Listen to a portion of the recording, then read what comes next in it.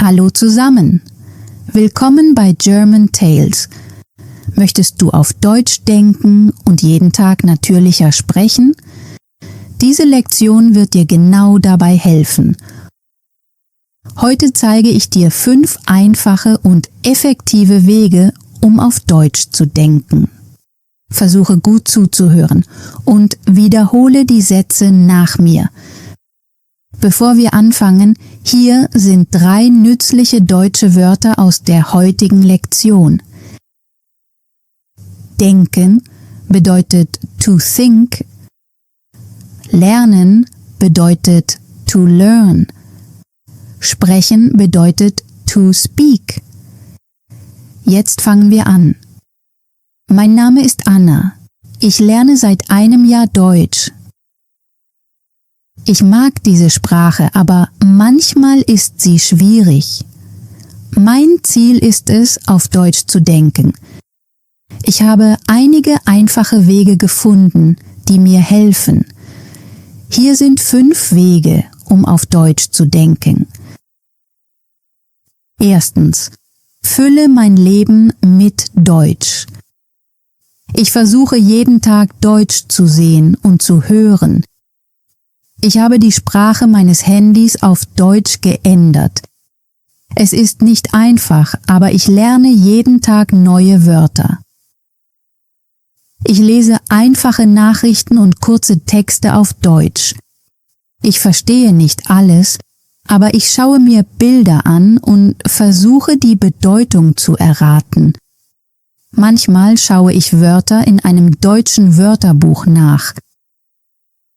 Das hilft mir, auf Deutsch zu denken. Ich schreibe auch meine täglichen Pläne auf Deutsch. Zum Beispiel Brot kaufen, Sport machen. Eine Nachricht an meinen Freund schicken. Das hilft mir, jeden Tag zu üben. Ich schaue deutsche Filme und Videos. Am Anfang habe ich Untertitel benutzt, aber jetzt versuche ich es ohne. Ich höre deutsche Lieder und lese einfache Bücher. Es macht Spaß und ist hilfreich.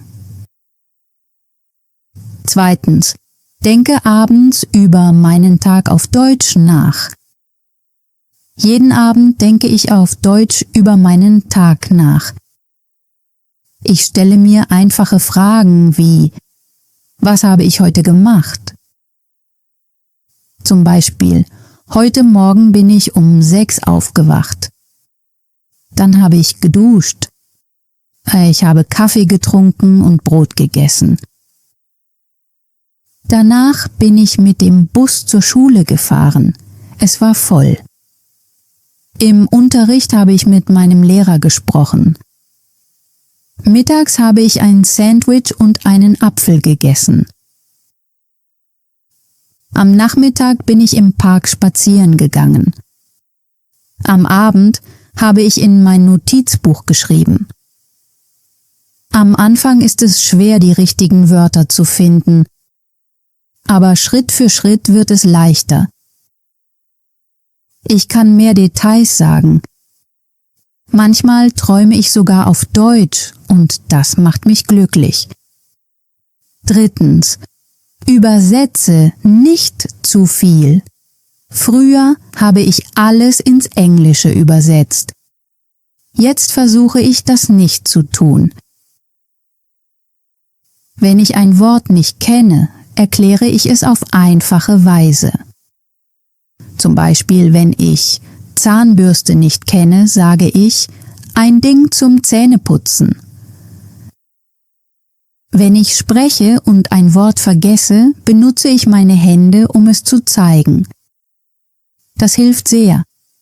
Ich schaue auch Bilder im Internet an. Manchmal sind Bilder besser als Übersetzungen. Ich benutze ein deutsches Wörterbuch, um Wörter auf Deutsch zu verstehen. Viertens. Nutze die Situation, um zu verstehen. Wenn ich lese oder höre, übersetze ich nicht jedes Wort. Ich versuche, die Bedeutung aus der Situation zu verstehen. Ich achte auf andere Wörter und Bilder. Zum Beispiel: Heute Morgen ist es kalt. Ich ziehe meinen Mantel an. Auch wenn ich nicht jedes Wort kenne, verstehe ich die Idee. Ein anderes Beispiel: Wenn jemand sagt, ich habe Hunger und sich den Bauch hält, weiß ich, dass die Person essen möchte. Ich brauche keine Übersetzung. Wenn ich etwas nicht verstehe, lese ich es noch einmal. Ich höre auch, wie die Leute sprechen. Eine laute Stimme kann Wut bedeuten. Eine leise Stimme kann Traurigkeit bedeuten. 5. Übe kleine Gespräche. Ich stelle mir Alltagssituationen vor. Ich denke daran, in einem Restaurant, in einem Taxi oder in einem Hotel zu sprechen. Ich bereite einfache Fragen und Antworten in meinem Kopf vor. Das hilft mir, mich bereit und sicher zu fühlen, wenn ich im echten Leben Deutsch spreche. Ich schreibe einfache Gespräche, um zu üben. Ich sage diese Sätze viele Male laut. Das hilft mir, Wörter zu behalten und leichter zu sprechen. Zum Beispiel: Hallo, ich hätte gern einen Tisch für 2. Wie viel kostet dieses Ticket? Können Sie mir ein Taxi rufen? Ich übe auch, indem ich echte Situationen nachspiele.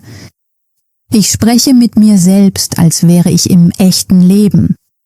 Zum Beispiel stelle ich mir vor, ich bin in einem Restaurant und sage: Ich hätte gern einen Kaffee und ein Croissant. Die Rechnung bitte. Wenn ich übe, ändere ich die Sätze. Ich füge neue Wörter hinzu und bilde neue Sätze. Das hilft mir, mit mehr Selbstvertrauen zu sprechen. Je mehr ich übe, desto leichter wird es, Deutsch zu sprechen. 6. Sprich über das, was ich sehe. Wenn ich allein bin, beschreibe ich die Dinge um mich herum.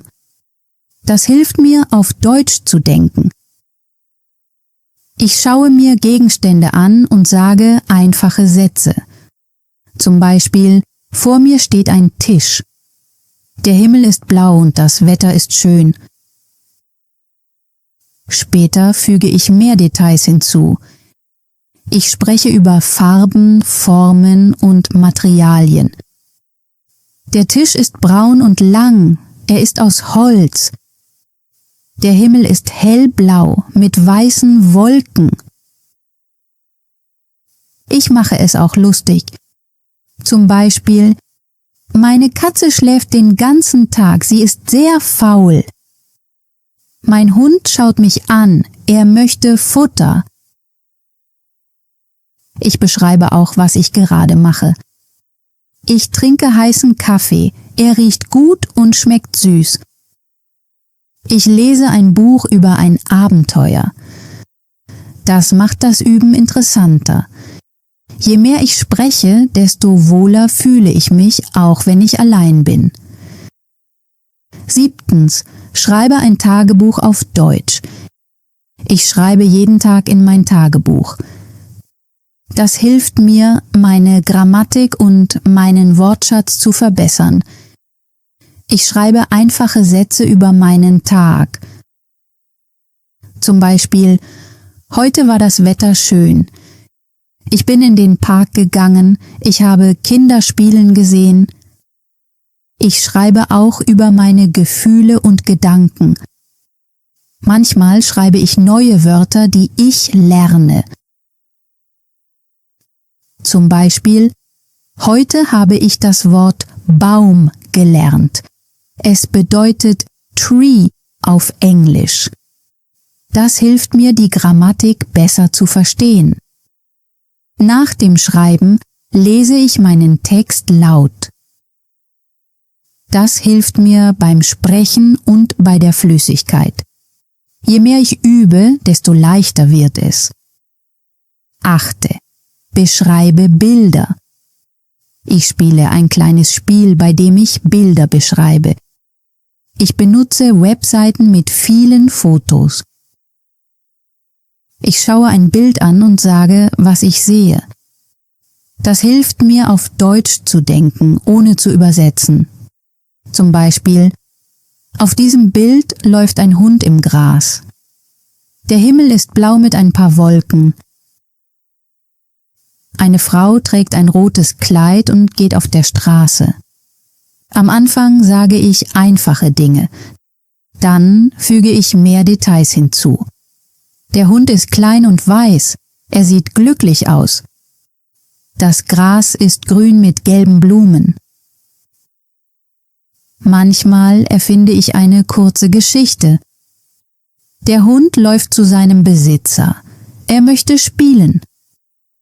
Die Frau geht zum Markt, um Essen zu kaufen. Das hilft mir, neue Wörter zu lernen und bessere Sätze zu bilden.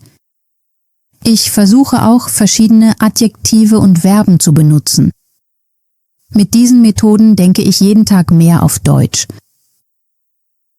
Ich bin nicht perfekt, aber ich werde Schritt für Schritt besser.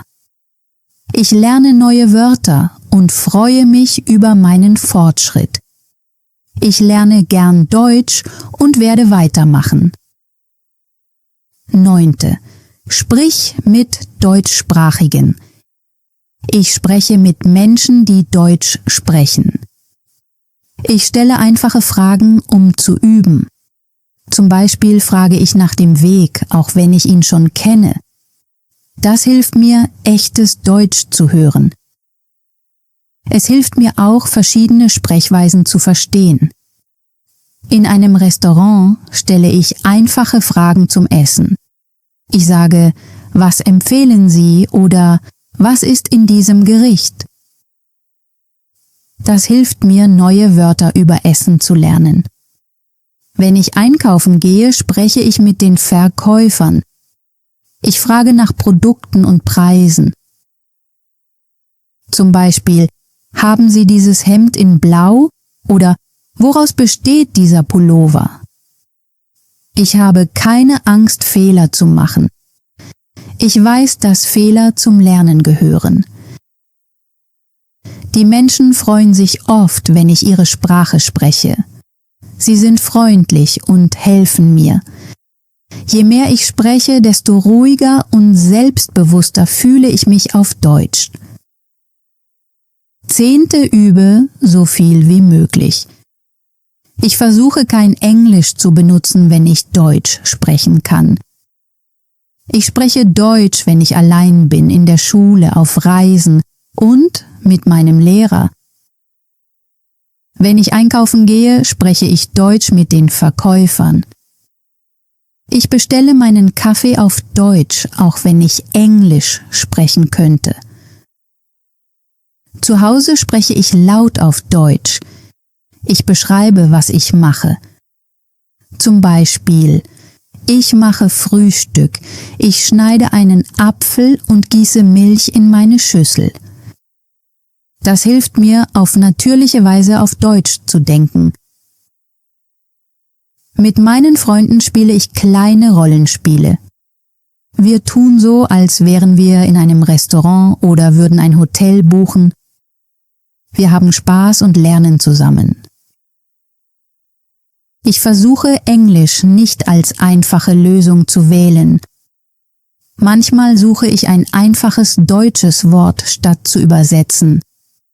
Das hilft mir, flüssiger und mit mehr Selbstvertrauen zu sprechen. 11. Sei geduldig und mach weiter. Eine Sprache zu lernen braucht Zeit. Ich gebe nicht auf. Jeden Tag werde ich ein bisschen besser. Manchmal verstehe ich einen ganzen Satz leicht.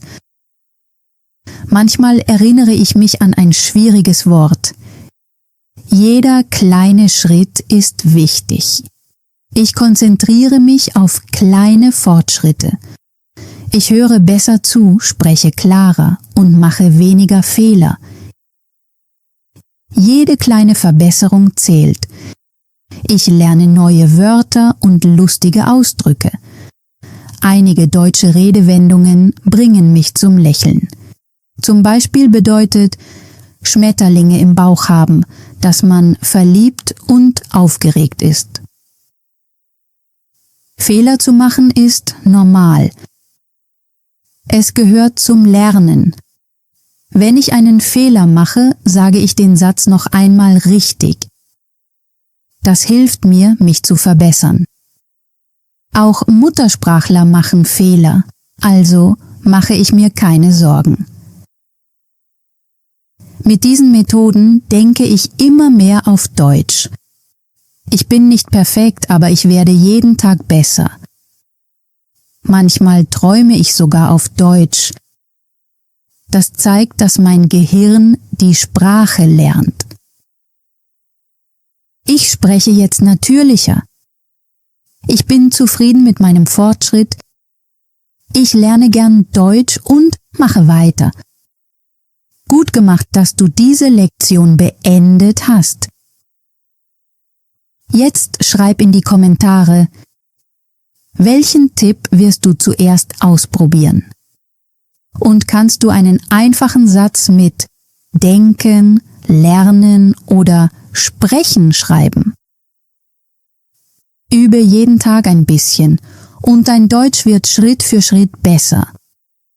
Vergiss nicht, das Video zu liken und zu abonnieren für mehr Deutschlern-Videos. Bis zur nächsten Lektion.